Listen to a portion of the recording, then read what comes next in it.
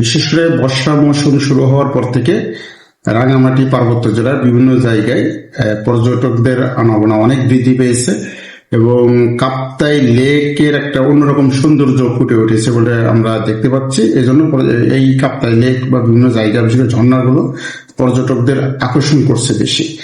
এখানে ইদানিং লক্ষ্য করা যাচ্ছে যে কিছু উচ্ছৃঙ্খল যুবক তারা কাপ্তাই লেকে ভ্রমণ করার সময় তারা বিশেষ করে হাউস বোট যেগুলো আছে এখানে উচ্চ স্বরে যে বাদ্যযন্ত্র এগুলো বাজাচ্ছে, মাইক বাজাচ্ছে বা বিভিন্ন ধরনের আপত্তিকর নাচ গানে তারা একটু একটু ব্যস্ত বলে আমরা অভিযোগ পাচ্ছি।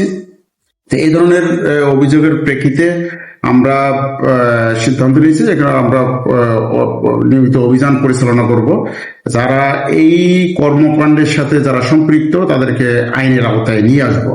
আমরা অলরেডি জেলা প্রশাসন বা ফায়ার সার্ভিস তাদের সাথে কথা বলেছি। আমরা সমন্বয়ের মাধ্যমে যারা বিশেষ করে এই উচ্চস্বরে গান বাজনা বাজাচ্ছে, তারপরে বিভিন্ন ধরনের পাবলিক নিউসেন্স ক্রিয়েট করতেছে, যারা এই বিষয়গুলো আমরা নজরে নিয়ে তাদের বিরুদ্ধে আইনানুগ ব্যবস্থা গ্রহণ করব। রাঙামাটি পার্বত্য এলাকার সমূহ পর্যটকদের জন্য একটি নিরাপদ স্থান বলে আমি মনে করি, ব্যক্তিগতভাবে আমি মনে করি।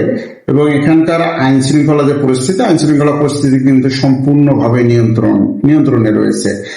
যখনই কোনো জায়গায় যদি বিচ্ছিন্নভাবে কোনো ঘটনা সংঘটিত হয় আমরা সেখানে যাচ্ছি এবং সেই বিষয়টা কিন্তু সাথে সাথে আমাদের নিয়ন্ত্রণে নিয়ে আসছে। বিশেষ করে আইন শৃঙ্খলা রক্ষাকারী বাহিনী যারা এখানে আছেন, আর্মি আছে, বিজিবি আছে, আমরা আছি, সবাই মিলে কিন্তু আমরা এখানে সুন্দর একটি সমন্বয়ের মাধ্যমে কিন্তু কাজ করে যাচ্ছে। এই কারণেই কিন্তু এসব এলাকায় পর্যটকদের সমাগম অনেক বেশি।